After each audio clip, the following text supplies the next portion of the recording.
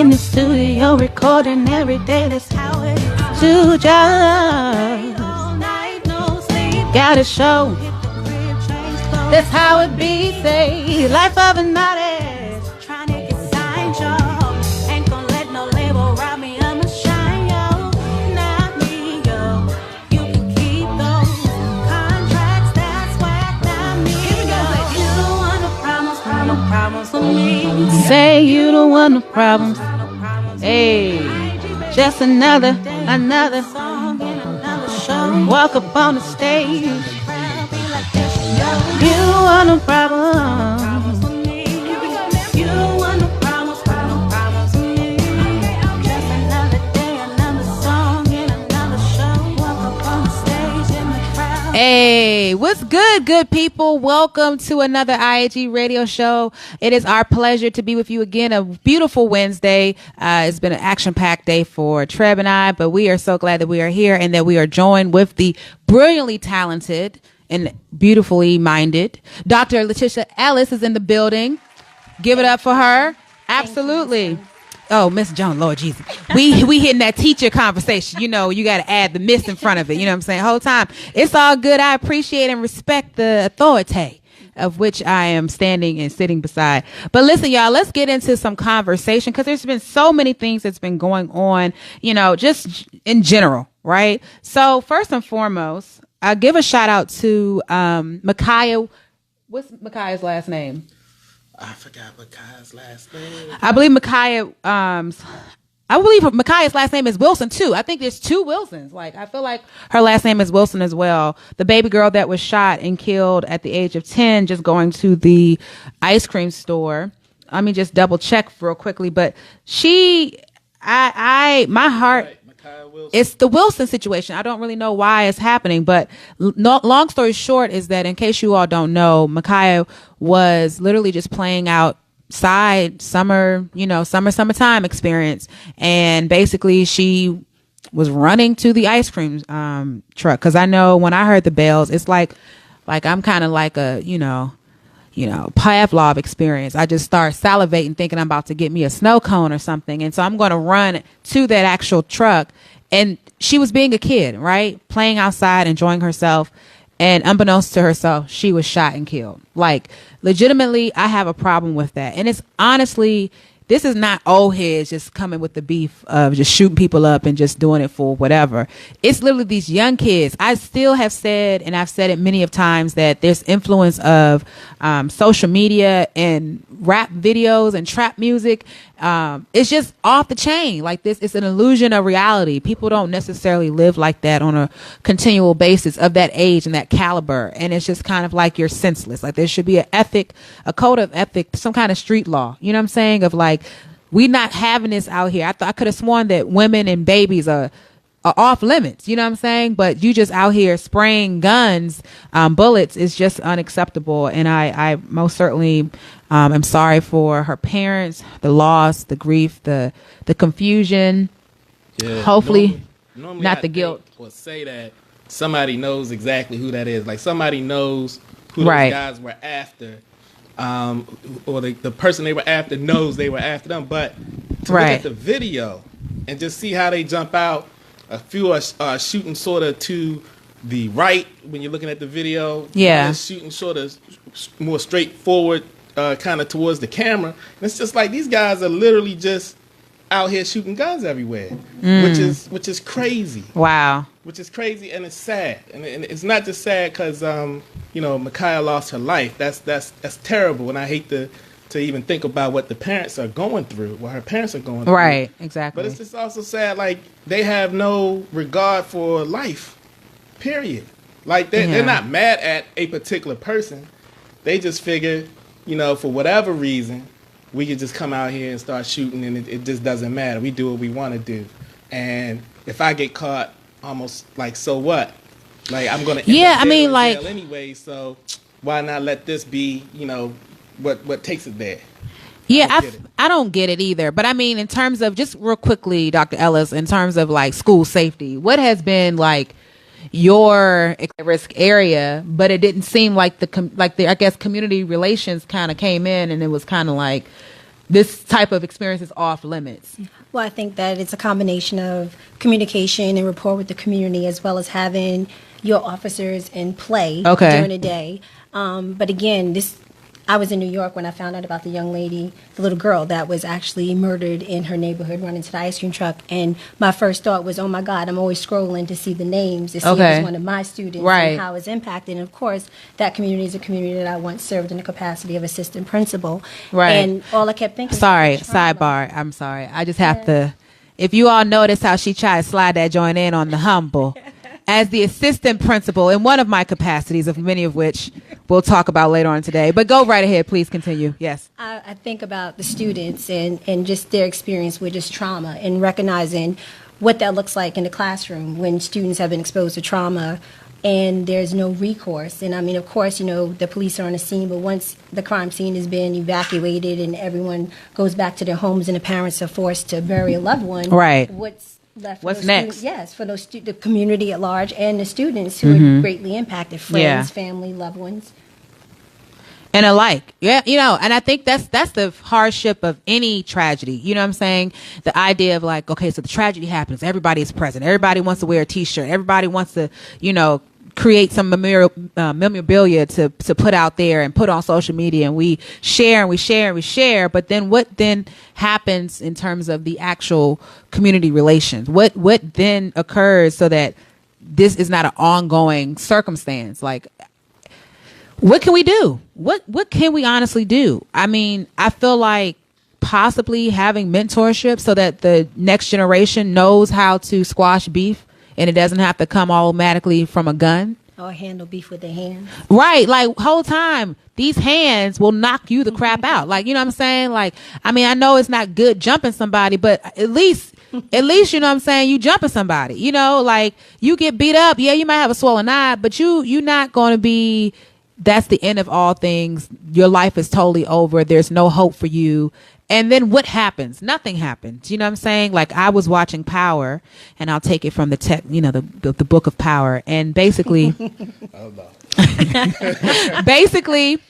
Rain, who is the daughter to Ghost, who is the king or the runner of all things, was like wanting to get some type of relief by helping another family out by killing their person that has destroyed their child. And at the end of the day, the parents, once the person was killed, they said it doesn't, it doesn't negate, it doesn't take away from the fact that my child is no longer alive. It doesn't bring your child. It doesn't bring your child back. Like, it's like justice in what regard? Like, what kind of justice can be served in this regard? Like, I think in this instance, it's bring the knuckleheads, because I feel like this is kind of like that's a colloquial way, that's a throwback way of saying who these people are. You're a knucklehead. You know what I'm saying? Bring these knuckleheads back to face their consequences and recognize, like, it's not a game. Like, it's no different than the young boy who was killed in New York, running into a bodega, trying to kind of secure himself from fear of being harmed to only being delivered over to the people who were going to harm him. And the gang members inadvertently had the wrong individual, right? And an identity. Indeed. And then they are out here. What's good? They are out here, in court crying. Like, what you crying for, bruh? Where's your thug tears at? You know what I'm saying? Like, I feel you.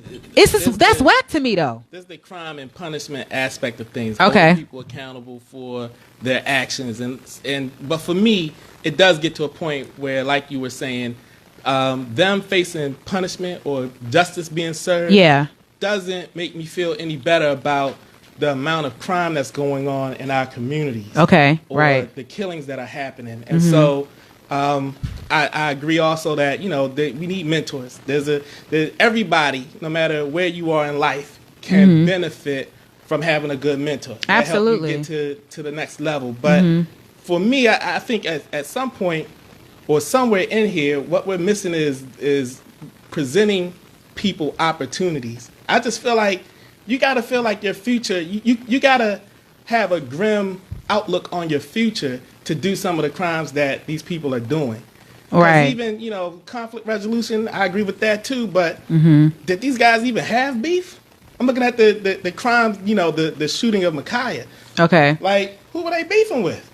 Like, it doesn't seem like there was a beef. I feel like it's that random thing of just trying to make yourself known. Like, let me just create something. That's that. I don't have anything added to, like, so I'm gonna be somebody on the street. Let me, get a rep. I don't know, but it just seems like, we're missing opportunities. We're unable to show people how they can improve their lives, how their future can look brighter. Yeah, and we need some of that. I think that when you have low regards for yourself, it's really hard for you to have high regards for the next person. So when you don't see yourself as someone who's actually able to evolve and become or aspire to be something other than what you see on a daily basis, when you can't see past your neighborhood and you think, well, I can only create who I'm going to be and elevate myself in this environment, you're limited at what you can elevate yourself to be, whether that's, to become affiliated or to, run the streets in a certain way with fear or just, and I think that that's a real issue in,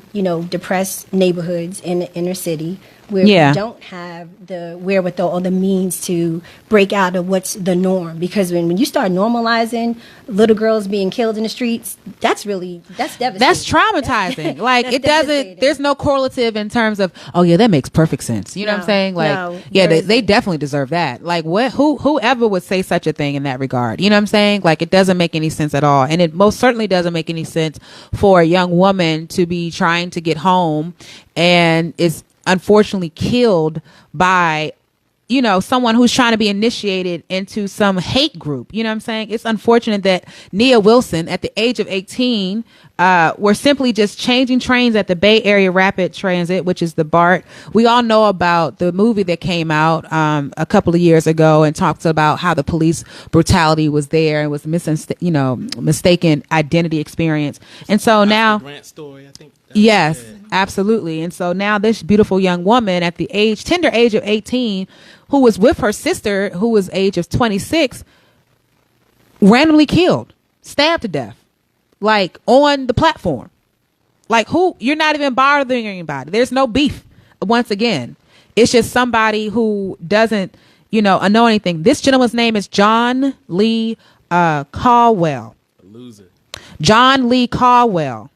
Please understand. His name is John Lee Caldwell, or probably Caldwell. You know what I'm saying? He's 27. But luckily, he was officially arrested on Monday. And what was the backstory, Treb? You were trying to tell me about this kind of sort of like he was trying to be initiated into, what was it, the skinheads? That's word in some communities, because he was seen wearing a particular style of boot, these black boots that kind of rise up high. Now, he had his jeans on over them, but they're the boots, if you've seen skinheads, it's the boots that skinheads typically wear. And he had white laces with them, and where it is, once a skinhead kills someone, they get red laces for their boots.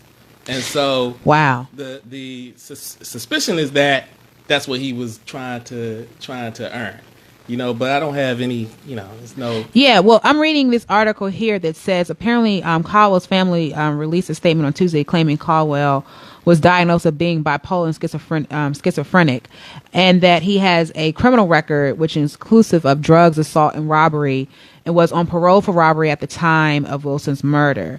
I don't really care which you try to label this as a psychological mishap, because I feel like that's a way to circumvent the reality of the situation of him killing an individual. I agree. I think that happens when it's only a certain demographic. Indeed, it is. To bring in the psychoanalysis behind why they've committed whatever heinous crime that they've committed. But, he's a good person, but he was depressed and he's facing mental health issues. Right. And that's his demographic. Where there are other groups that are considered, not to use that term loosely, as savage, or say they, the them and us mentality behind how certain demographics behave in their communities and how they are treated under the auspice of the law, or how their stories conveyed.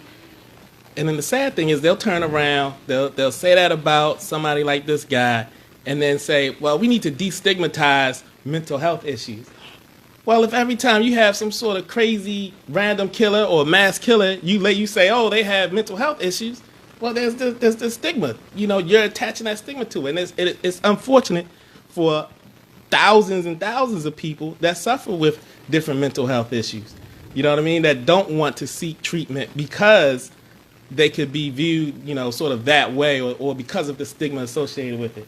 I know I went off on a tangent right there, but just had to put that in there. Well, that excuse. So here's the deal. Also, just in general, the Renaissance Forum chimed in and said, dudes don't know how to fight anymore, right? I don't think, I'm just going back. I just caught that comment up, and my apologies for bringing it back there. But yeah, I think people don't know how to fight. Like, I feel like whole time, you supposed to pick on your cousins, you know what I'm saying, to figure out, your 1-2 punch. You feel me? Like, what happened to that experience? I mean, it's just part of something in your childhood, but I feel that, people are just giving erroneous reasons to manipulate circumstances, and it's at the hand and at the mercy of somebody's life, which is never okay, right? It's never okay to do that.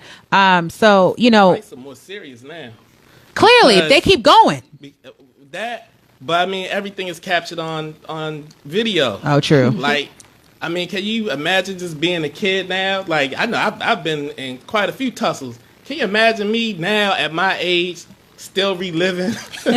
Oh yeah. I had. Oh yeah. What I mean, in high school, it's like, what? Oh yeah. That's crazy, but that's what they deal with, and I can only imagine that makes the pressure for you to either do something about it, one way or another, confronting the person. Or even, I hate to say it, but taking yourself out of society. The pressure is there to do something about that, so you don't have to keep reliving it.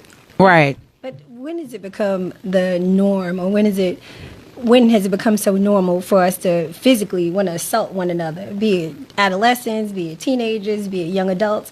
Like, when did that become acceptable? I understand the connotation or the contrast between picking up a gun and using your fists. I mean, if you are truly in the defense of yourself being personally harmed. Yeah. But the idea that, this is a way of life. Like, I have to fight to prove something, or in order for me to rise in my self-efficacy to be where I needed to be, I have to attack more than one person or establish a reputation of being the bully on the corner or the baddest in the streets. Like, when does that become normalized? That's a good point. I feel like it's just street culture. Like, what you're talking about is simply street culture. It's the way in which that you acquire clout. It's a way in which that you acquire, like, yo, this dude is crazy or she's crazy. You may not want to mess with her. You know what I'm saying? Like, I just feel like that's that. But this doesn't excuse what's transpiring now. Like, these are children. Like, they don't even have the ability to have really tried to make something out of their life. Like, if you're an adult and you're dumb as what you are at that point, that's on you. You know what I'm saying? Like, you've lived, you know what I'm saying? Like, you've gotten that opportunity to make mistakes or whatever else like that. This person hasn't even had the opportunity to love their first they haven't figured out what they wanted to do. They haven't, it's like, I don't know, their dreams and everything is just kind of like snatched away. That's terrible. I agree, but I feel like that systemic mindset that is like this street life is almost an excuse for it. It can't be a sad story only when it's a young child that's lost her life. It's a sad story when it's a young man. It's a sad story when it's someone's mother, father. Absolutely. So I guess I won't accept the as a caveat that that it's not. And I think that when you have that norming and acceptability, when people are not calling it out or not holding their children accountable or helping them to understand that if we want our community to be a community where people can thrive and aspire for greatness, that's not the route to go. Absolutely. I can totally dig you on that regard, and you're right. It's unacceptable, and we've kind of gotten desensitized to allow it to think that it is some way that it is acceptable, or it's kind of, well, it's like that over there, so it's cool. But listen, guys, I think it's time for us to just send our prayers out to everyone. Make sure that you're safe as best as you can. Just take a pillow, you know what I'm saying? And right before you go to bed, just give yourself a 1-2 punch in there, just in case you got to, do a little self-defense. You'll never want to be caught off guard. You know what I'm saying? And I think if you know a little bit of something, it can definitely get you a little bit further than where you are. But unfortunately, when things kind of pop up sporadically, what can you do? So I pray that, my prayers go with the Wilson family, and I, just appreciate everyone who has attempted to kind of surround them and show some love and get the story out, specifically with Miss Kia Wilson, because, it's the Bay Area. They're kind of known for kind of like hushing up the conversation surrounding things such as this, especially if it's someone of the opposite race. So kudos to everybody who's been able to utilize social media in a positive way to repost and reshare and to tell her father's story and to hear the heartbreak that's in his heart through just his words and his sentiment. So let's move on to some other stuff. Listen, let's talk about today, because today was a big day. Okay. Today was a big day primarily because of the fact that I think for Trev and I, we had gigs for days. Okay. All right. So we were up last night rehearsing to the wee hours of the morning to then, having to be at Good Morning Washington. And it was an amazing experience, but it's sometimes a little taxing because, you be so excited and you're so nervous and you bringing all this anticipation up to that point. But I have to give a major shout out to everybody and the producers, particularly Kyle Ridley, the executive producer over there, who was in the clutch for us and made sure everything, worked itself out. And then also Glenn Bate, who made sure the sound was kind of together, because, a lot of people don't know that there's a mixing between television and what you actually hear. And so what you'll hear in the studio is drastically different than what you actually hear through the television. And I'm just grateful that he was here in the clutch to make sure that was straight. So in case you guys didn't get a chance to check out the interview, we're just going to play a little bit for you. And it's up now on Good Morning Washington. And it's on my page. Deanna was actually doing some behind the scenes for me, but definitely, Trev, can you let them hear a little bit? You feel me? Yeah, and that was definitely a good look. So I appreciate you sharing your stage with me. Before you roll. Oh, absolutely. Nice experience. And yeah, shout out to all the people there in the studio. They were very hospitable and helpful. Absolutely. Here we are. All right, bet.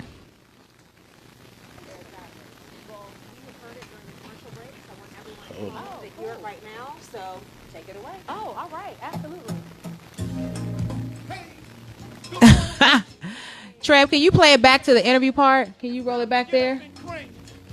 Yeah, so I wanted to have the interview kind of talked about, because I feel like you have all these thoughts in your head, right? You have cue cards, you have thoughts of what you're going to say, and it's like, because it's such a short period of time, it's like you can't tell your whole life story in a minute, you know what I'm saying? But I wanted to kind of just share the front part of it, just so that people kind of understand where the thought process came from. And I talk about my grandmother being a valedictorian of her class. A degree in psychology and chemistry and a master's in public health. You might expect to see Sharice Jones to be wearing a white coat right now, doing some lab or paperwork. That was clever of you. You know what? I made that transition happen. I'm just wearing a little Sierra Lynn on the humble. It. Yeah, exactly. You look good. Thank you. I appreciate it. Okay, but instead, the DC native is following her passion. She's living her dreams. There she is right there. She's being a full-time singer-songwriter. She's gaining steam on the airwaves right now with her remix of the LMI classic, Boot Up.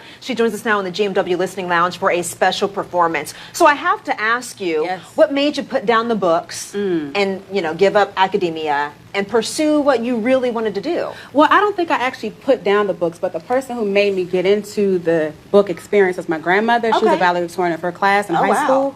And so I just pursued following after her passion. And so, I am secretly a geek, but so that kind of helps business-wise in terms of, maneuvering things and everything like that. But singing was something I've always wanted to do, especially when I was younger and I had the umbilical cord wrapped around my neck. I couldn't really talk or sing. So I'm talking 18 seconds a mile, 99 America to the side and welcome into so that's what it is. Nothing wrong with that. What inspired you to take the Boot Up song and remix it, put your own flair on it? Okay, so the story goes, I was driving in my car, Betsy is what I call her. And every time I was on my way to Hampton, my car, when it seemed like it was going to stop, I kept hearing Boot Up. And I was like, wait a minute, am I supposed to get booed up as if, God trying to talk to me, or what's good? And so I literally hit up my best friend, Deanna, who actually is the producer of this song, Deanna Hawkins. And I said, can we make this a DC experience and make this something that can be stamped outside of the area? And so she did that. I had Kendra Rutledge on bass, and then Face is the person my sound engineer, who mixed and mastered everything. And so it's been going from Oklahoma is listening to go-go. So it's good because it's outside of the DMV. Yeah, so absolutely. I'm very proud of everything. Well, we have heard it during the commercial breaks. I want everyone at home to hear it right now. So take it away. Oh, all right. Absolutely. This is his debut right here on television. It's time to get up and swing. Sharice Jones, Boot Up remix. Let's go. Feeling so deep in the feeling. No, this ain't even like me. Can't control my anxiety. Feeling like I'm touching the ceiling. When I wish you I can't breathe. Boy, you do something to me. I just want to hear that part where you scratch and then I'm good. All right, thanks, Trev, for putting that out there. Yeah, so listen, guys, like that was an amazing experience.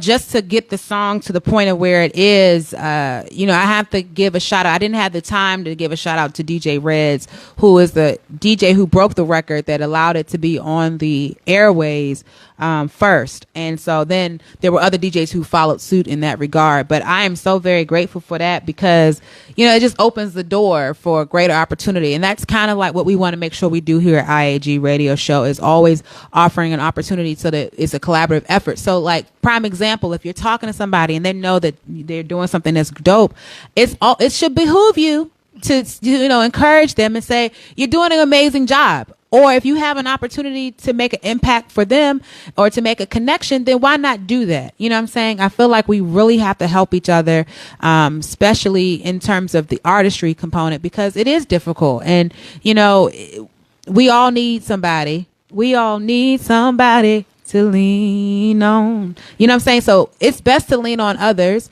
And it's always best when people can help you out. And so if I could bring 2 or 3 along with me, then I'm going to do that. That's my own personal mission and goal because I've experienced so many other times where people have not done that. And I want to, the only way I feel I can make a change, here we go, Gandhi, is to be able to make sure that if I have the opportunity and somebody else is available and I think they're good at that they can come along. And I'm just so grateful that DJ Treb has just stepped in the clutch with me through all this process. So I'll give him a round of applause for that. Hint to him.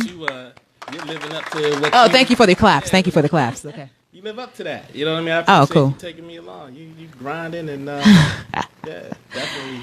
Yeah. And living to a word person.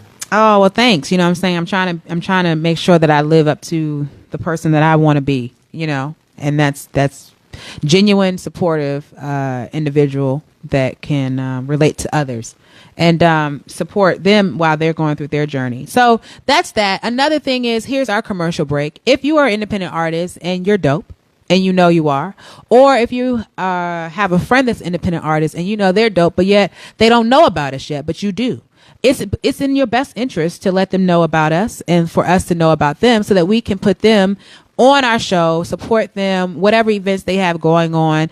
We are very glad to talk about our new partnership with Spark Broadcasting Network. So there's opportunities for you to to do things beyond just Facebook, Ustream, or YouTube, which is always a great way to showcase and provide yourself the opportunity to expand, So you can hit us up at IAG Radio Show. Just, find us at any social media platform or just email us at iagradioshow@gmail.com. Those emails come to my phone and to Trev's phone. So we're really available and accessible. But in other news, we also did Beat the Streets today. Later on, we were on Arkansas Avenue in Northwest, and Beat the Streets is basically an initiative for the community to ensure that the police officers are connected and seen in the community so that there's not this apprehensive circumstance when they arise or that it's always under the intentions of negativity. Yeah, and I hand clap for them because they that's a good look. Absolutely. A lot of, services out there, free food, free snow cones. They had a barber out there giving out free haircuts to kids.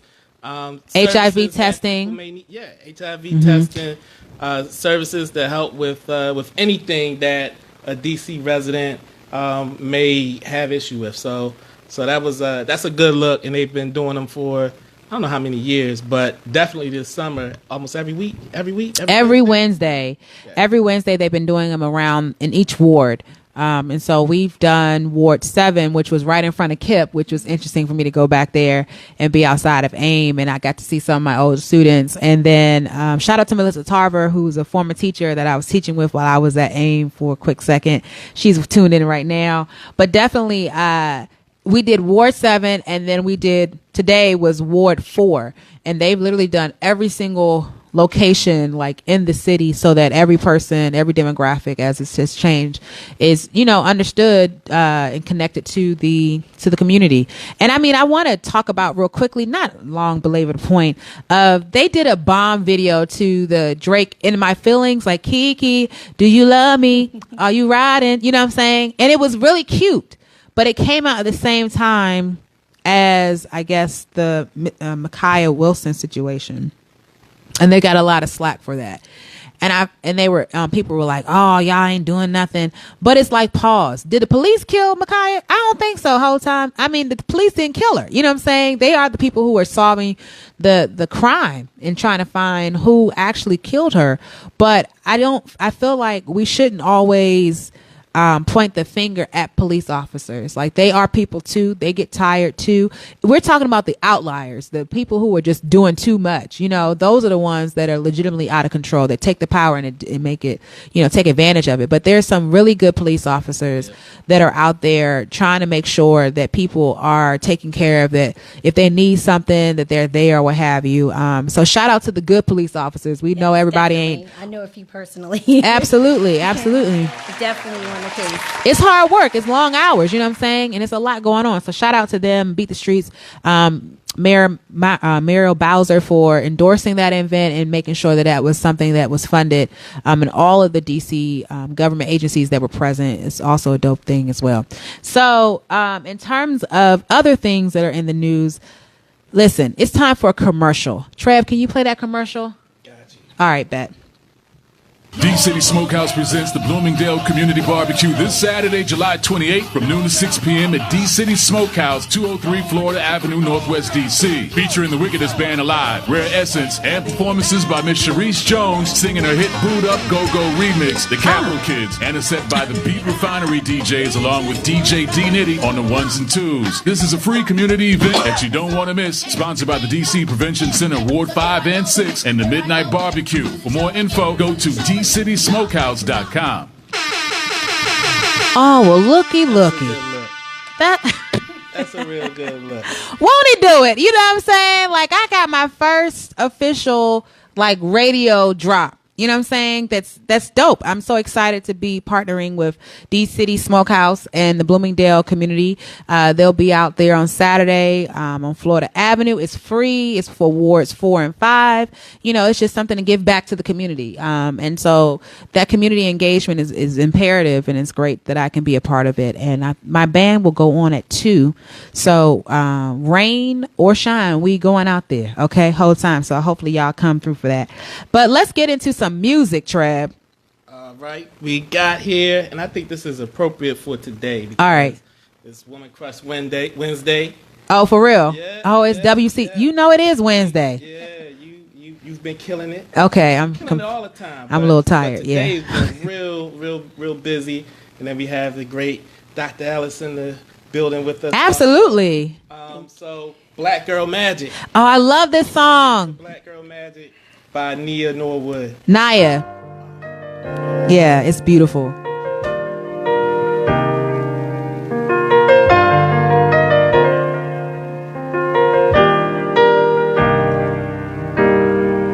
When you're lost and alone and you don't know where to go, just reach inside yourself.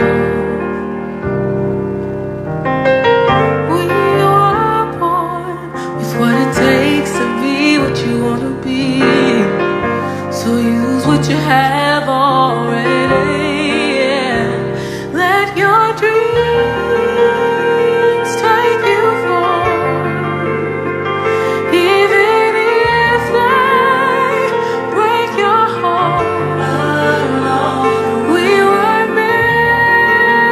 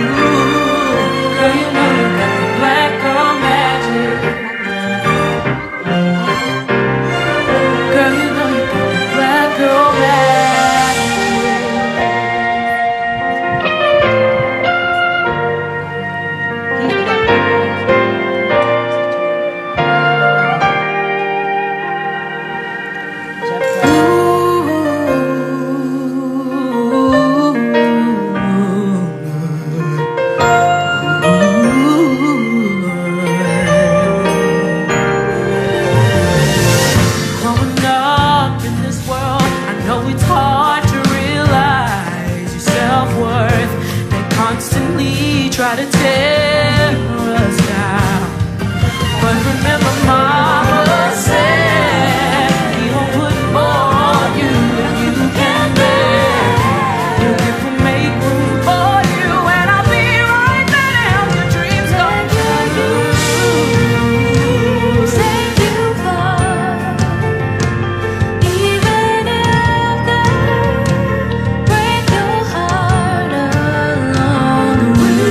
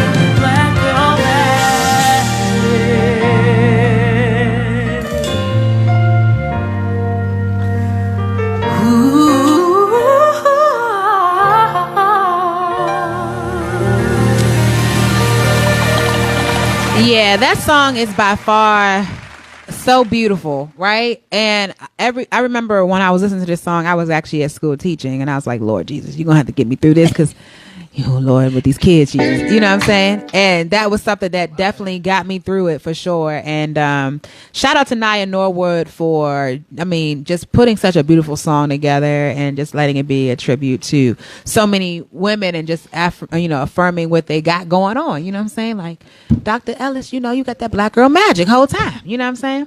And so it's easy to support people when they're doing great things. But I wanted to give a break to allow the people that are watching us live specifically for their supporting their black girl that is doing things and is magical and doing that is Dr. Ellis. People got Kathleen out here. You know what I'm saying? Shout out Kathleen. Shout out to PR Ellis, which has to be your sister, something like that. That's what's up. And there's also a lot of other people that are on here, but thank you guys for tuning in for sure. Shout out to Jeff Clay, who is one of the detectives that was actually on the case, right? He's a DC detective, yes. Right, which is crazy. Thank you for tuning in, and all the work that you do is definitely appreciated. And shout out to everybody else that is here doing their thing and sitting in with us. So, Trev, what else we got to listen to? Because I'm ready to get into our interview with Dr. Ellis, but you know what I'm saying. Whole time, let's listen to some more music. Before we do that, let's hit the ceiling with Line Babe. All right, cool.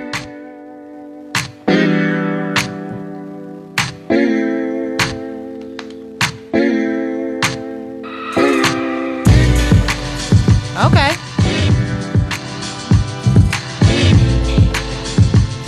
Okay. Every day, gotta rise from the bottom to the top. Anyway, gotta choose, make a move, hustle never stops. On, I gotta stay up. Hey, okay. get enough. Hey, okay, going out, I'll see you around. Downtown in the scene. I'm gonna hit the ceiling. Hands up on the wall. On it, on it. We ain't got no limit. And we don't let go. I'ma hit the ceiling. You hear me? I'ma take my spirit. I'm in. Ready for the healing. The healing. Tell me if you feel it. Here we go. What a day in our little world. Out here riding with the wave. The sweet escape finds me every day at home with a heartache. With a heartache. All night gotta stay up. Hey, okay. And I just can't get enough. Hey, okay. Going out, I'll see you around. Downtown in the scene. I'm gonna hit the ceiling. Hands up on the wall. On it, on it. We ain't got no limit. And we don't let go. I'ma hit the ceiling. You hear me? I'ma take my spirit. I'm in. Ready for the healing. The healing. Tell me if you feel it. Here we go.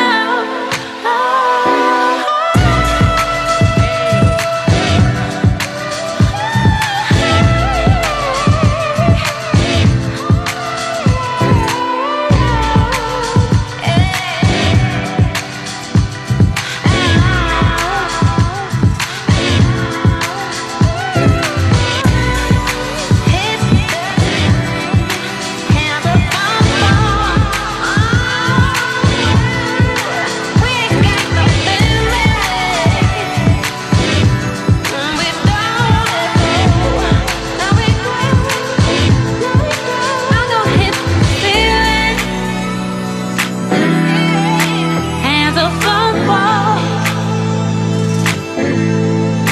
We ain't got no limit. We don't let go. I'ma hit the ceiling.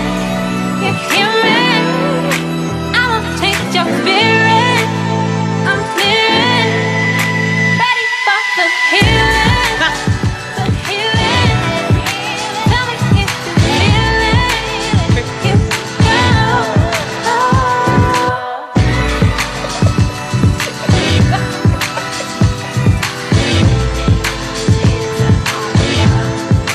We ain't got no. We ain't got no. We don't stop. So that's Lion Babe. Lion Babe. They will be at the Merriweather Post Pavilion on August 4th. So they'll be there to check that out. Dope song, though. Dope song. Absolutely. Definitely a dope song. I mean, that gave me like the Erykah Badu joint when it was like, what's the name of that song? Like, let the block is Donna, Donna, Donna. The Danger. Donna, joint. Donna, Danger, right? Exactly. It gave me those danger feelings or what have you. You know, you got to be careful because when, you know, there's people that you hit the ceiling, you know, hit the ceiling and just thinking about your level of trajectory and how you're influencing others and how you stand out against the crowd and against the grain. I mean, if I could speak, you know, 3 languages fluently, you know what I'm saying, have a PhD in education, you know, have a mentoring group, have been an assistant principal, have been a principal, possibly a superintendent situation going on, you know, studied in different countries and coming back and influencing many of people. I mean, I think I would pretty much be killing the game. You know what I'm saying? Especially if I was a forward-thinking educational professional with over 2 decades of experience in educational management, building relationships among a wide variety of stakeholders. You know what I'm saying? Or even just driving, measurable results. I think that was make me feel like I'm doing it. You know what I'm saying? Oh, wait, somebody is that. Oh, snap. That's Dr. Latisha Ellis, y'all. Dr. Latisha Ellis, welcome to the IAG radio show. Thank you for having me. It is my pleasure to welcome you here. So the backstory, guys, funny situation is that we ended up working together by happenstance and didn't even, we were cool, but didn't even know, how we were going to connect until, recently, you know what I'm saying? And it was just like, hey, girl, yes, indeed.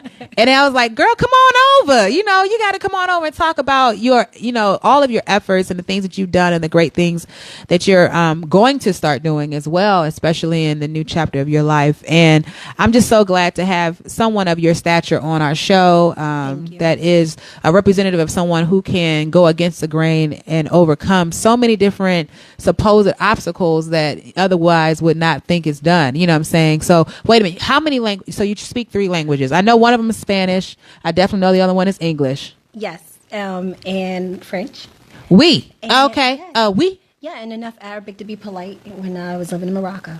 Oh, right. Exactly. Yeah, I know a little bit of nah. I don't know that. So I'm gonna take some less. The trois, quatre. Oh, this. I'm glad you're behind. No 1, 2, 3. Man, okay. Count his money. Oh, we. Okay. Right, that's slave. Comment allez-vous? You know what I'm saying? What does that mean? Je m'appelle. Yeah. Okay. Your name is? Cherie. And that's how they would probably, when I was in France, that's how they would be like, Cherie? Yeah, I just, Cherie. Roll the R. You know what I'm saying? Whole time. But I definitely think it's dope to be that versatile. And it's probably very unassuming. How many times have people been like, is that really you? Oh, well, where I live in Long Island, they all know it's me. But coming to the DMV, it's been a unique experience. Yeah. Just being a woman of color, coming into a school and having young girls try to get me to explain to them, why do we call you doctor?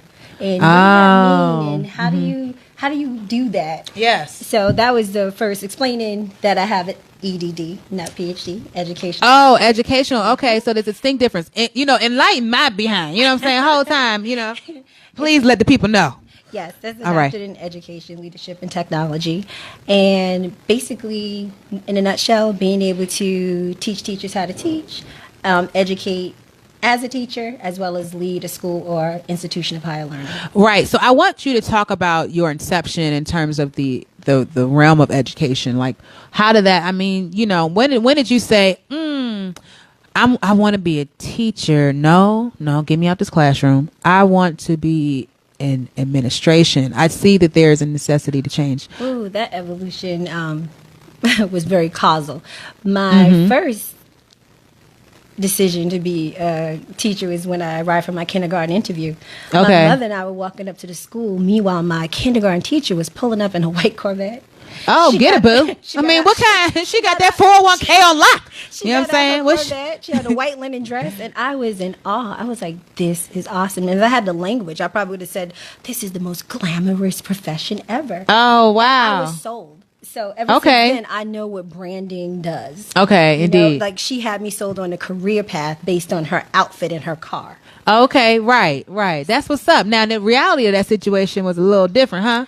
Yeah. Okay. I still stuck with it, and it was always my aspiration because, again, the glamour, the flair. So I thought. And then going off to Teachers College and realizing, I did start my coursework as a senior in high school. So I was actually in a Montessori setting where I was learning that pedagogy as well as taking classes in preparation for going to Teachers College once I graduated. Okay. And I still was in love with working with little people, figuring out how their minds work and working with them to help them, learn new concepts, new ideas. Yeah. And it was always it became a passion of mine. Indeed. Okay. That was sparked by the Corvette and the white dress. Listen, I think one of the cars you need to add to the to the whole arrangement, you're gonna have to get you a white Corvette. You feel me? Whole time, wink, wink. You know what I'm saying? You know, have to dry that up. come September. Just go out there. I know you got it, boo. Just go, make them connections so she can have her white Corvette. You know what I'm saying? Whole time. Because, you already got plenty of linen dresses. Because you came in fierce every daggone day. You know what I'm saying? Even when you had your J's on, I said, dang. All right, she's killing the game on a regular. Well, I have to stay relative. True. You know what I'm saying? You can't walk in looking kids, right. It's jeans and J day, right? You have to come and represent whole time, right? Because you got to let them know what's good. You know what I'm saying? Definitely. And I definitely think you do it with such a finesse, like a mature, sweet way that's like very nurturing of letting them know, like, listen, this ain't the time you're gonna play with me. Now I need you to go in this classroom and sit on down and learn. So how did you acquire your ability to relate to students in a way that's like disciplinary, but yet kind of consoling with care? Well, my first examples were my own teachers. I was blessed to have amazing teachers during my formative years, and their nurturing spirit is a part of who I am now. And I recognize today's student comes crosses the threshold into the school building or the classroom with a cadre of other things on their mind besides coming to school to learn. Right. So my first, if you would use the term loosely, line of defense is to make sure that they're cared for emotionally, Indeed. that they're safe socially. And then I think once we address those two aspects of who the student is or the scholar, then we're able to then and only then begin to instruct. Right. It's like Maslow's hierarchy It of needs, definitely making is. sure those basic yes, you needs get a gold are- star. Yes, come through with a reward experience. Yes. So, I mean, listen, I think that, a lot of teachers are burnt out, right? And why do you think they're burnt out? Because I feel like under your tutelage, I wouldn't be burnt out because I feel like you legitimately understand the importance of supporting teachers, making sure they have a mental break away from the children, knowing the importance of preparation, and ensuring that, if there's a test, that students are prepared for that they have the materials, that teachers are prepared for that. So like, why is it that I feel like that? Why would I feel like that under your tutelage? Why do you think that would be? Well, I think that over the years, I've been able to develop and see based on experiences of what worked, what didn't work. I've had the experience of working with colleagues who required a tremendous amount of support in various ways, whether it's pedagogy, whether it's management. And I don't know, somehow I ended up being the go-to person. And probably because of your smile, you know what I'm saying? Like, you're so non-defensive. This is like, oh, well, I'm just going to tell you my whole life story. Like, how can I really be this trifling towards somebody that's, this nice and educated? You know what I'm saying? That works. Well, I think that my winning personality has a lot to do with it, and I think that people trust that I have their best interests at Indeed. heart. And when I'm mentoring a teacher, I know that I'm pouring into a person that has the ability to create or take life. Like when we're looking at our clients, which are our students, and we're working with them to help them to develop to be the best person that they could be. Right. It's important that we, as a first front line of defense, if you will, we are actually able to create a situation or a pathway for them to be successful, or we could be a hindrance. And I take that really seriously. Okay. So in a capacity of classroom teacher, it was always my motto that my kids were my kids. Okay. Like to the extent where, shout out to Team Ellis. They're like 20 and 25 years old now. But my class, it was important for them to feel like they were a part of, because a big part of my research was a sense of belonging. Yeah. So my students were always Team Ellis, and to the extent where some of them would sign their last name, and the very last name would be Ellis. And they understood that we were a family, that we were a team, and I applied that concept for them to be able to learn, grow, and support one another.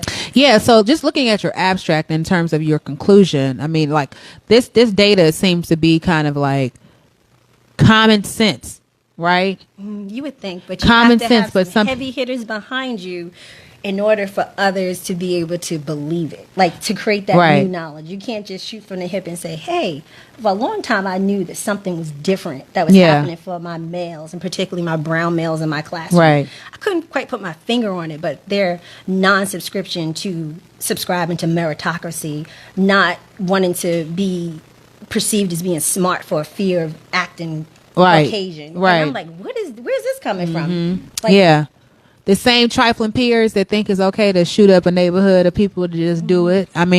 It's always that intimidation of like, you desire to be viewed as cool. You know what I'm saying? Yeah. And so unfortunately that's the case. But your study found that the commitment to cultural competency, high academic expectations with support, affirmation, celebration of the individual strengths contributed to the academic success of these students. So in short, basically it's saying if you pour into them, if you believe in them, then they will in turn believe in you and think that you're going to stay there, right? So it's that idea of not having high turnover, that you're not going to be another person that dies off or doesn't care about them, and shows that they're of worth and of, importance, right? And so by that then carries them along to success. It does. And when, the research shows, which was research coined after 9/11, that any given scholar or student only needs one adult to believe in him or her to help achieve a desired goal of success. And the irony is that resilience is so strong when they're young. You or I need 8 people to help us. Oh, clearly. We need a whole village.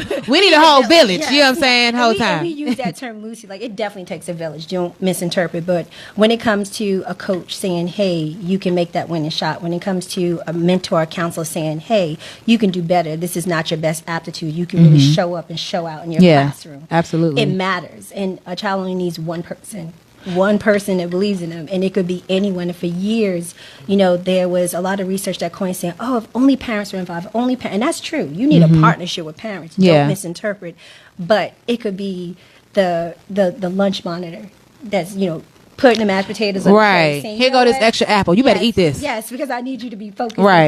in class. It could be the paraprofessional classroom that's making sure that if you didn't get breakfast that morning, slide you to granola bar in the morning. Right. It could be anyone that's helping you to be successful. Indeed. I mean, you have taken on all of those roles. I mean, you've been a coach of a plethora of sports, right? So what is it? Basketball, varsity girls basketball, cheerleading, covertly summer league for the male team because Coach Johnson couldn't coach them. Oh, okay. True. Although they don't like my practices. Okay. You look like you that smile but kill you softly kind of person. Like, do these squats, you know what I'm saying? Run these suicides. They're called gauntlets now. Gauntlets. Oh, excuse me. Okay, the operational definition of still I'm gonna kill you and you're gonna be in pain for about 5 days. You know what I'm saying? But we're gonna win. Oh, whole time. Okay, absolutely. And I also had a regional step team with my great friend and colleague Kim Ellison. She and I had a middle school step team, and we were proud to say that we were number 1 in the East Coast in accuracy and precision. Hey, get it? Okay, let me find out. I did this joint We'll work on that. At church, you know what I'm saying? I was part of step team at church. I'm a little rusty right now, but don't hurt my feelings though. You know what I'm saying? Well, y'all, let's take a time to give us some more music because we got to digest all this awesomeness that's coming through from Dr. Ellis. So, Trev, what's some music we can listen to real quickly? We got Amber Olivia with Can't Trust. Can't Trust. Oh.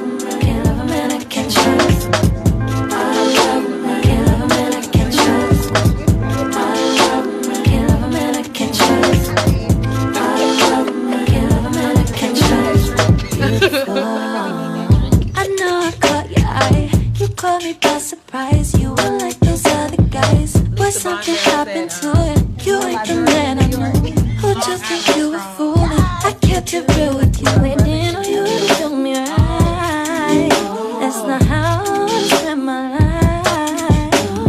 You're to blame, you're responsible. It's too hard to say I can't love you no more.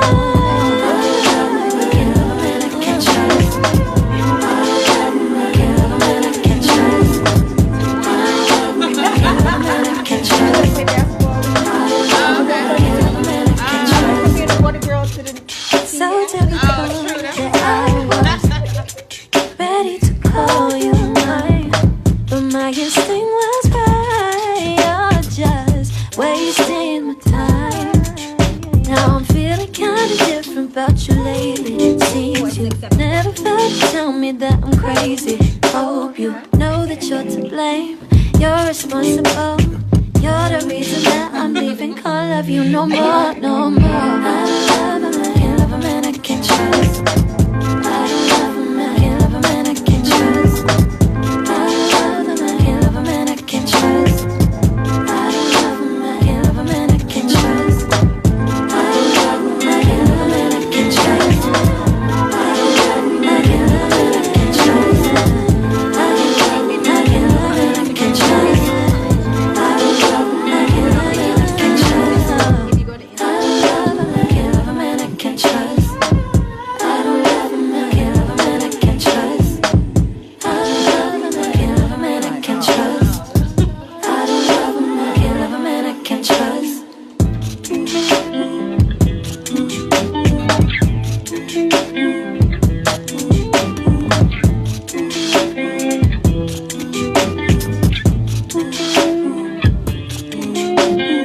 This is giving me some Aaliyah experience. You know, it's Timberland. It's that beat. Oh, okay. That's that Timberland kind of beat right there. Yeah. Like that's exactly what I'm feeling like. That can trust type of experience. So when you are thinking about a teacher and like, what is the biggest thing that you notice as a assistant principal, and all your administrative leadership roles that is imperative that teachers have so that they can actually trust leadership? I think that when they have honest and open dialogue, when we're dealing in education and we're dealing from a position of your supervisor and I don't like to use the word subordinate, but for lack of a better term, the person that you are working with, you want to pour into them, and you want to coach them, and you want to do so in a way that's non-threatening. And I think the tide of education over the last few years has turned that trust into I gotcha, or you're not doing a good job. And most feedback that teachers receive is actually done from a deficit model. Yeah. It's never, it's rarely. Now, I've worked with some great leaders who actually take that opportunity to help grow and nurture. Indeed. But few and far between are those leaders in the school system now, because they're under scrutiny, which inevitably places them in a position of defense, which inevitably places them in a position to be able to account for. And in that accountability comes blame. Okay, indeed. There's always someone that has to point the finger at. There has to be a fall guy or girl somewhere, right? And that is definitely a new zeitgeist over the last 10 to 15 years. Right. Starting with No Child Left Behind and who's going to be held responsible, who's going to be held accountable. And I remember my colleagues and I used to joke, like, no, we need no mother or father to be left behind. Clearly. How about that? Because in my short little tenure of being in the classroom, I noticed that it's like, these parents need to be accountable for their kids. Like, stop dropping your kids off and thinking that the teacher can do everything in the world to save them. But then when it's time to do something about eradicating that behavior, it's a problem. Like, it's that double standard. And I feel like parents have to show up. And I'm grateful for when there's a parent teacher night and parents actually show up. Cause I'm like, oh, wow, you value your child. Or, cause it requires engagement. Like, it has to be a twofold experience. Like, it has to be doublefold. Cause I know strategy in terms of classroom management is the idea of, I'm going to call you. Listen, you keep playing with me. I'm about to call your mom right now. I'm putting them on speakerphone. Keep on playing with me. Tell you now, call them. Yeah, exactly. Like, whole time. Go. I mean, you can call them. Phone disconnect anyway. They already know the answer. But I think that, what you're saying is true. And as a researcher, I don't like to overgeneralize. I think that different striations of the community are in different positions. When you have parents that are in survival mode, they really don't have the time. And you would think like, oh my God, this is your responsibility. And it's easy to pass judgment.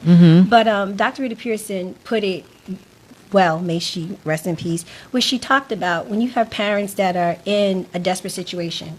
And when I say desperate, where, preventative dental is not a reality. Your child's not going to the dentist until he or she has a real issue. Right. But that child is sitting in one of our classrooms and trying to learn, but who can learn with a toothache? Right. So, schools have put different models in place where you have the visiting dentist. So some of those issues can be combated. And then you have your helicopter parents that are always there, that are always present, and thank God for them too. Right. Okay. We want to be able to have a community of teachers, educators, and leaders with the cultural competency to recognize the difference. Okay. You want to be able to recognize when the parent is absent because he or she is in survival mode working 2 jobs. You don't want to pass judgment without knowing that. So you want to make sure you know your parent body. So parent engagement, as far as parents as partners, is important. I need to know as a classroom teacher and as a leader if little Joey's mother is working 2 jobs, if he has to have 2 sets of textbooks because he's at dad's house Monday, Wednesday, Friday, if there's custody share. And that's the footwork that we have to do as educators to be able to make sure that child's going to cross that threshold coming in with whatever they're dealing with. We need to be ready and prepared to be able to curtail and support them in whatever their situation is. Yeah, I think that's totally dope. And I think if we had the opportunity to do that on a continual basis, it would make it easier for, I think, not only for the teachers that they don't get burned out, right? But if there was those wraparound services were readily available and cost effective for majority of our schools. And I mean, public charter schools most certainly have a model by which they try to have that level of wraparound services.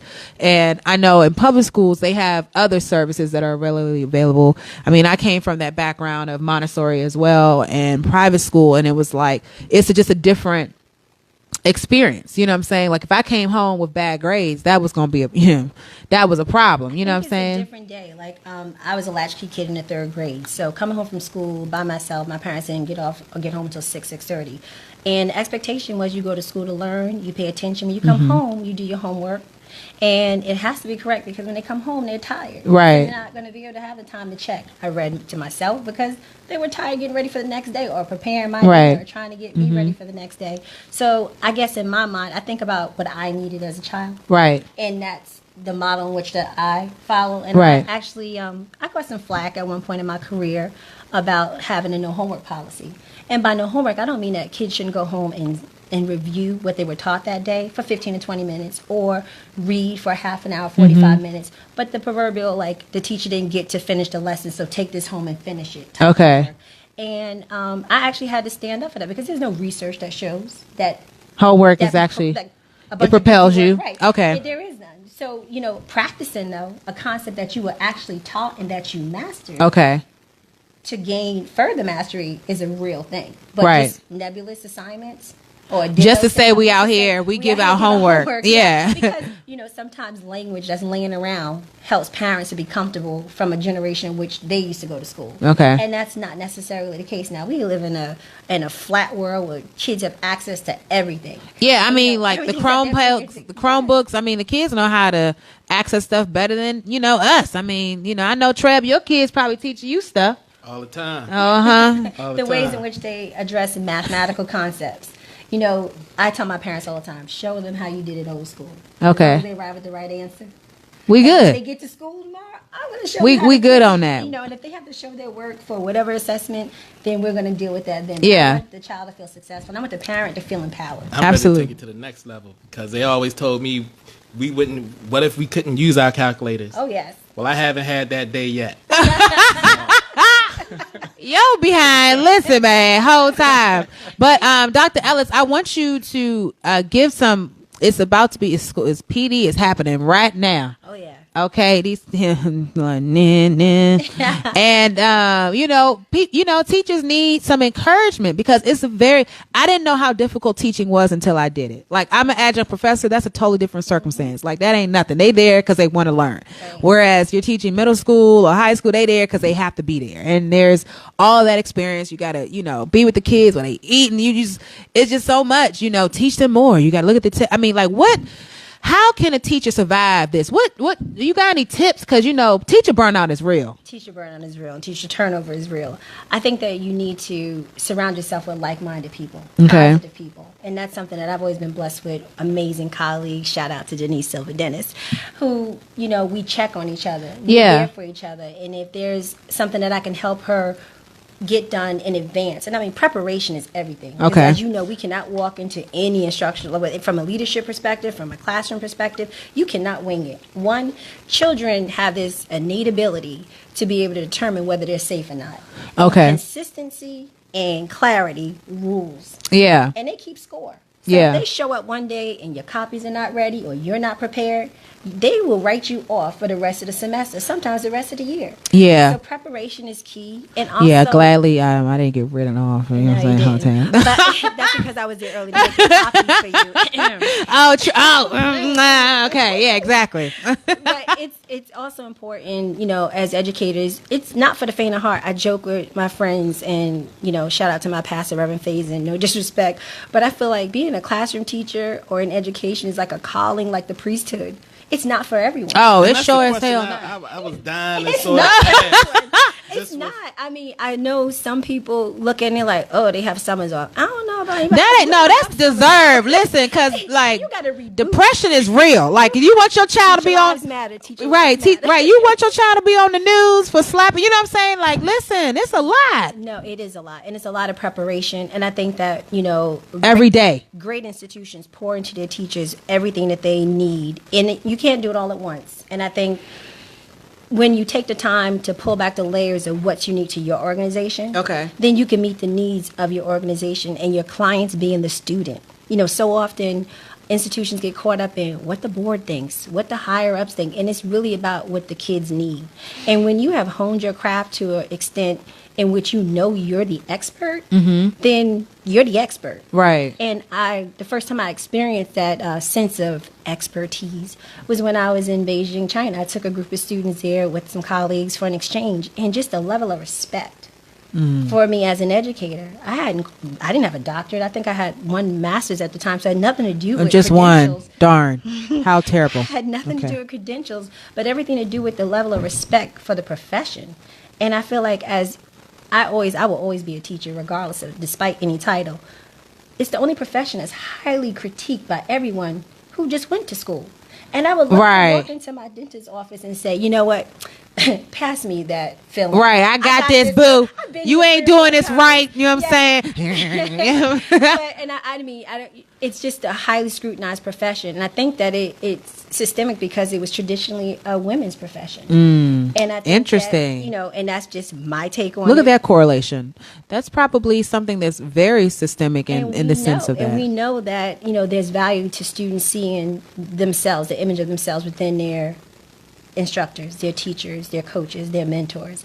And we see a lot more schools making that effort. Like I know right now in New York City schools, they're paying for education degrees for men of color and men in general. Yeah, I mean, they were told that, to be in the classroom because it's important for young men to see themselves, right? And it's just like, how many African American males did I have as professors or teachers? I had one music teacher, and he also played the piano at my church.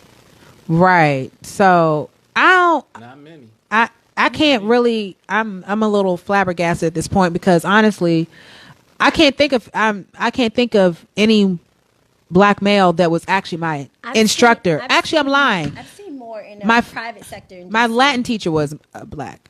Well, my French teacher was also a brown gentleman, but he was Haitian. Okay.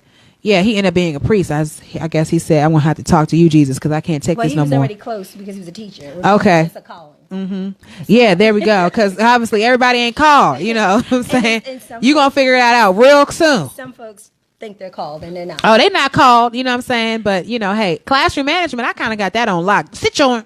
Okay. I'm going to see you outside the whole time. Classroom management is a huge piece of it, but I also think the ability to be able to reach students where they are when they come to you. Okay. Because, they're children. They come from a cadre of different experiences, households where reading is a priority or it may not be, where education is a priority or it may not be for various reasons. Right. And we know that, students that feel empowered and a part of and supported, they will do anything. Like you can be the Pied Piper, but if you don't have the parameters set up and the safety as far as them being safe emotionally, safe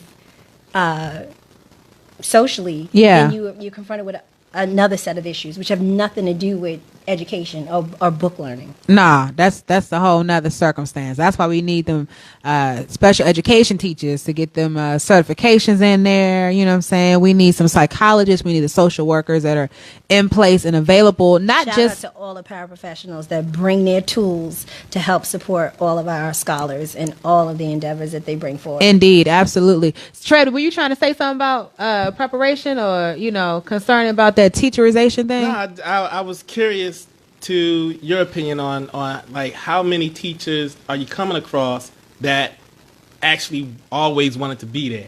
Like you expressed an interest from a very young age, and the teachers that I know that I figured were labeled sort of good.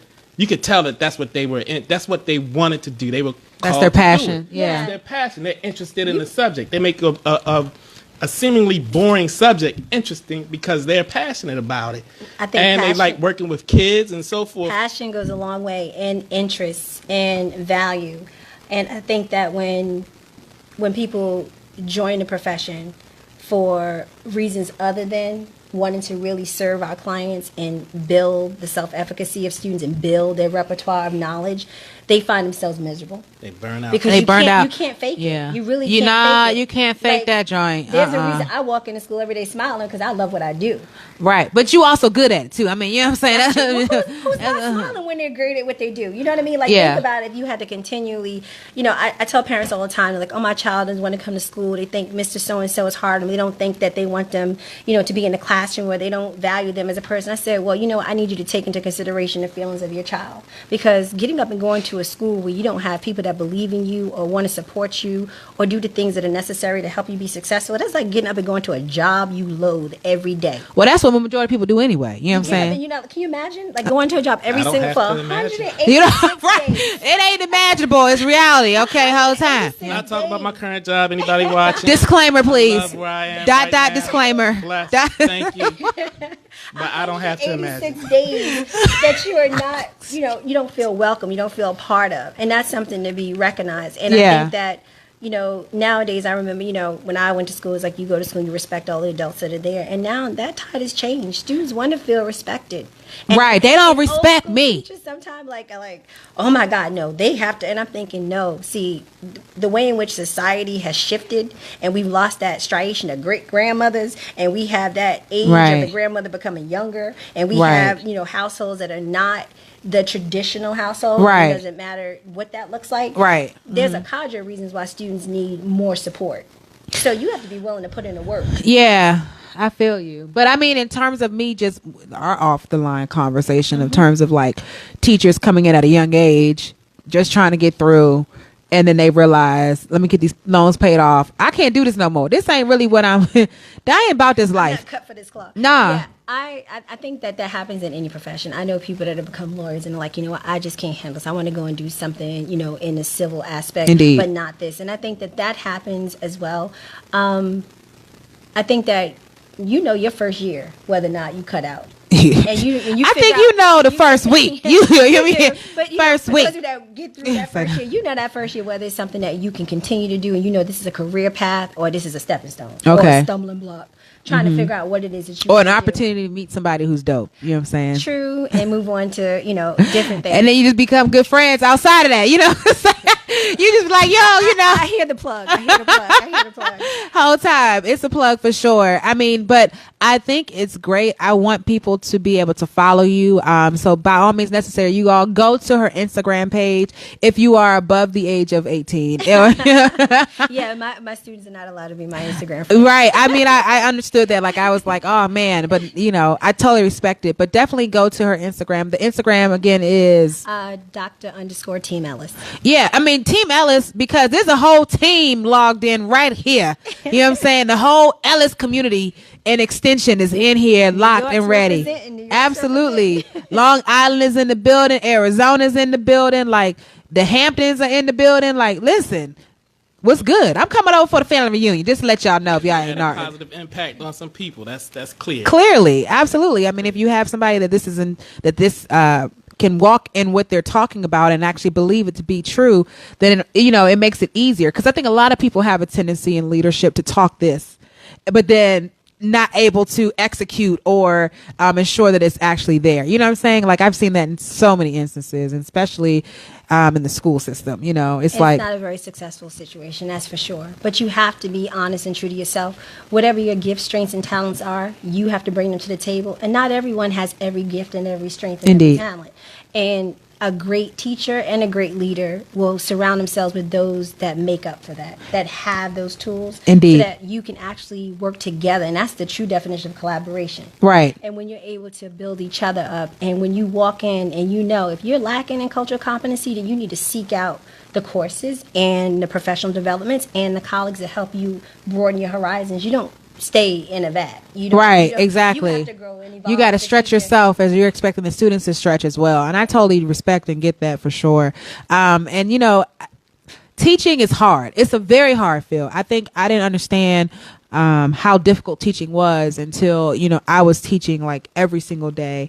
And it's very taxing. Like it's especially if you have an extended school day or what have you. But what's interesting is like all of my, like majority of my students, I rock with them now. Like I legitimately love the students. Like I know my gift is connecting with young people. I'm like the baby whisperer. You know what I'm saying? Ditto. Like, and that's just the love that I know that I have. That's where my take is. But I appreciate people who are great leaders and I can follow in their leadership skills. And I mean, you are one of that for sure. So you guys need to make sure that you follow Dr. Latisha Ellis, because she is going places beyond what is just what you see meets the eye. And we're just so glad that she was able to stop on by just for a little bit to give some of her beautiful thoughts, intelligence, and share with the world to hear. And, we thank you for that. You know what I'm saying? Thank you.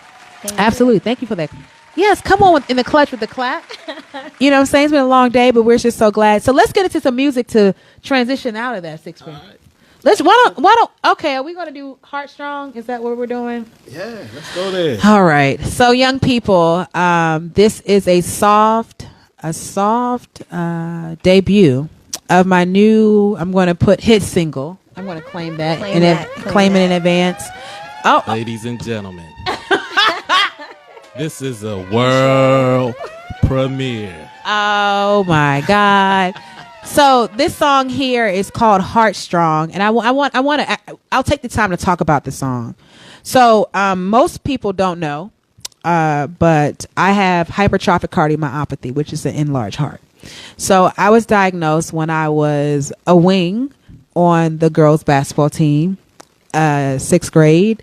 I was killing the game. Like I still can make people stumble a little bit. Don't get it twisted. You feel me? Whole time. You know what I'm saying? But so I have an enlarged heart, and so like I changed it as I had a prognosis that I could drop dead at any moment. And so like I remember what it felt like to hear that. I was at NIH and I was like, oh man, this probably sounds not the greatest. You know what I'm saying? And I had always strived for excellence in terms of like going against the grain. So if somebody tells me no, it's been probably in my purview to kind of prove them wrong. Like to say, oh, you gonna say no, not today. You know what I'm saying? I'm gonna figure out how to circumvent that situation. And the idea is that, my heart has to be strong in order to pump so much blood to the rest of my body. And it takes more effort for, my heart to pump.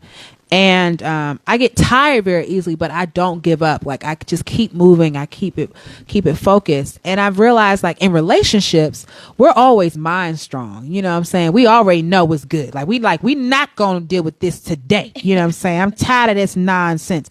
But then our heart shows up and we be like, okay, well just come on back in just for a little bit. We done all made some interesting decisions and been in relationships that just required us to grow mentally, physically, and emotionally. And sometimes, you have to be able to know when you need to build your heart up to say, I can't allow you to hurt it anymore. So this was a play on introducing kind of like my own experience. Because a lot of people feel like, oh, well, you have a heart condition. You're going to drop dead on I guess on stage. Well, obviously I ain't dropped dead yet. You know what I'm saying? So what you talking about? You know what I'm saying? And people are surprised because I have so much energy, but it's going against the grain, not allowing anything to stop you from your dreams and pursuing that. And I'm not ashamed to admit, what my diagnosis is, but I know there's a God. And so he's the person who has my prognosis. So I'm just going to keep it moving. But in terms of relationships, we all need to be strong because, listen, we done been through some things. Okay. So y'all, this is Heartstrong. I'm secretly, softly, as Treb has asked me to release it on tonight. This song is featuring You Should Assad, and you'll be hearing on the radio soon. There we go. Yeah. Heartstrong. Here we go. Somebody's knocking at the door.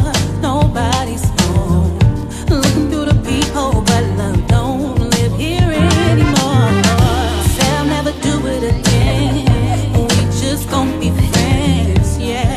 Then I let you back in, and that's where it all began. I gave you my heart, I gave you my time.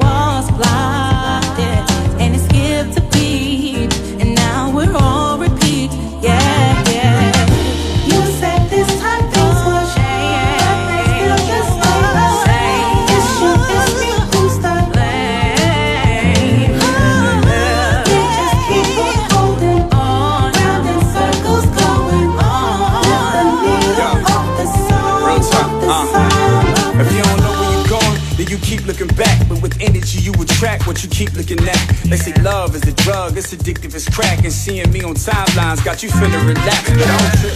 I laugh when you block me on the gram. I hit you on your birthday, cuz that's who I am. You sent the reef text telling me I'm dead to you. I stay like in my picture, so I'm never dead to you. You be back and forth like a swing with a kid on the scale. So you shake up the bottle, then leave the lid on it. I be sincere to get that old thing back and make it pop, but you scared, so the whole thing's flat. You be thinking that I'm constantly telling you lies, but you will see the truth if you look in my eyes, girl. I just stopped at Wendy's and bought us some fries and a Frosty. We can dip them, just let me inside. You said this time things would change, but you'll just stay the same. Right now, you know I'm focused. But I promise you I got something planned for us. Not just for me, but for us. Just stay here with me. Hold you down, you gon' be down. I promise everything gon' be okay. You said this time things would change, but you'll just stay the same. You stop playing. You just keep on holding on, and circles going on. You don't own the song, the song. My heart's strong, it keeps holding on and on and on and on and on. 'Cause my heart's strong, it keep going on and on and on and on. 'Cause my heart is strong, it keeps holding on and on. Yeah. Oh, yay. Woo, woo, woo. There we go. Yeah, that joint's hot. Oh, before we just go put it out. Okay, I appreciate that. Yeah, that's another one produced by Deanna Hawkins, written by Nicole Addison Jones and myself.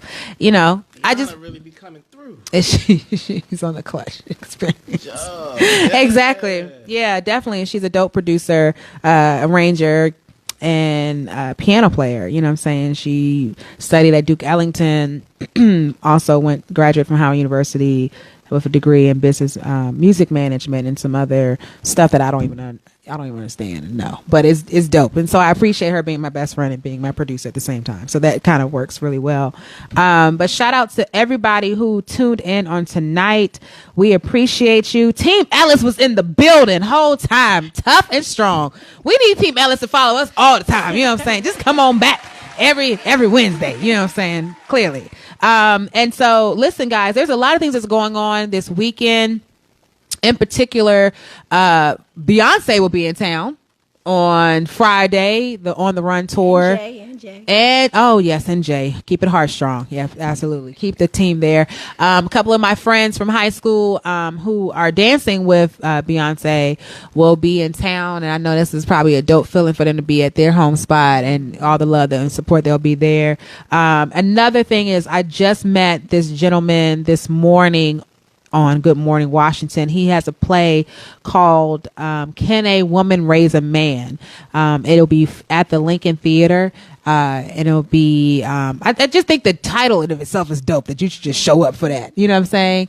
And share some love and support there. And then also Friday, I have my interview with DJ Reds on Downtown Locker Room. DJ Reds, again, is the DJ who broke the record on WPGC 95.5 and in Philly. Cool, humble dude. Absolutely. Like, Real cool.